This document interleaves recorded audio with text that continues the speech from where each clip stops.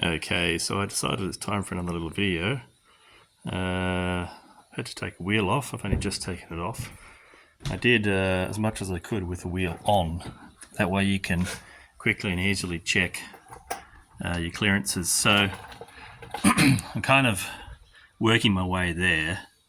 I may end up taking this off, but at this point in time, it is squeezing past. So see, there's a point back here. So I'm kind of probably going to just take that to there so it meets it. So I've basically taken a piece off. There's another piece as well. I didn't get it all in one piece, but so that gives you an idea of what it was like. I know it's always annoying when someone doesn't show you something happening. It's just so much better if someone does that, but I don't have my tripod set up, and yeah, sorry, I don't have time.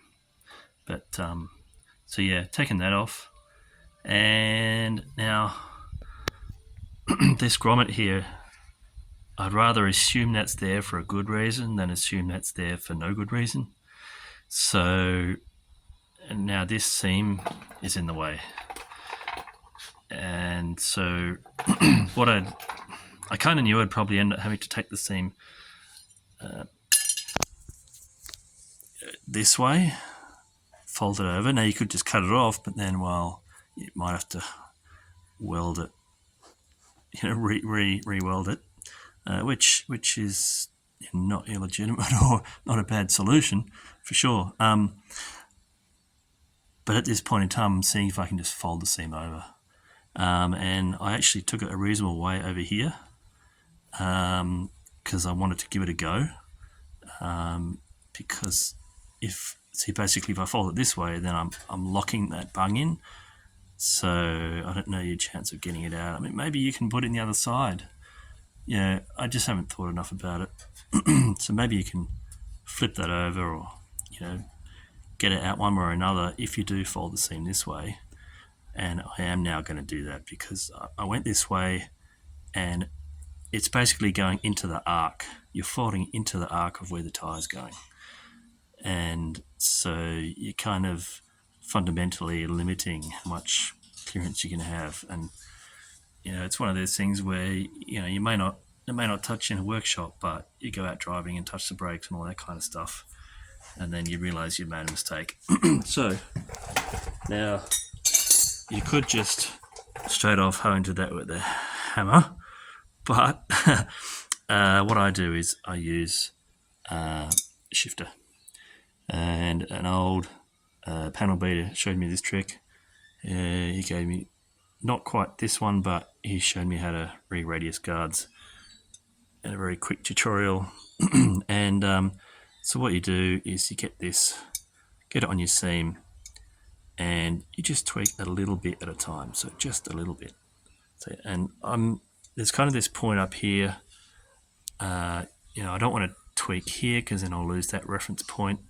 But there's no reason not to go all the way up to sort of in this here region. I'm not going to completely flatten it across. There's no need for that, but you just tweak it slightly, ever more as you go, until it's going to end up pretty much flat here.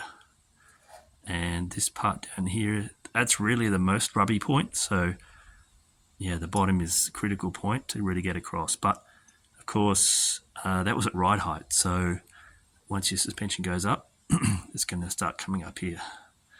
So yeah, this is all going to have to be completely flattened against that point. So I'll take it as far as I can go with this. I ran out of room with the tire there, so that's why I took the tire off. And I'll go as far as I can with this, and then I'll get a hammer and hammer it flat. And then I'll keep going from there. So that's my little update. I have cut these off. I'm going to do a bit more neatening up. But yeah, that was sort of 25 and 25 at the top, 35 at the bottom. and well, not probably more 20 to 25. I'm going to take a bit more of that. Anyway, that'll get neatened up. So that's problem solved. I haven't, fully compressed the suspension to know how much, but when I did a full lock or even partial lock, there was a good 30-40 mil there. So it's not going to hit. That's good enough. I'll recap the end once I'm set up for that. Of course, with the new offset, there's not going to be any rubbing on here. Probably identify that rub point.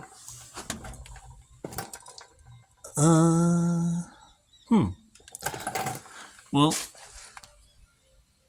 yeah, I thought there was a rub point up here. Maybe I sprayed it with black one day. But then again, it would have come back, so not sure. But I don't know if that's a rub point. I mean, that looks like a rub point there. Just screwed up the lighting. That might be when tyre pressures are down. Like for sand driving, you tend to get more movement then, so that's something else to watch out for. You might think your clearance is good and then let your tyres down to 12 psi, and it could be a different story. Yeah, I'm not going to start talking about suspension or anything else. So that's it for this installment. Yeah, there probably will be. Yeah, there's going to be at least one more after this. Ciao.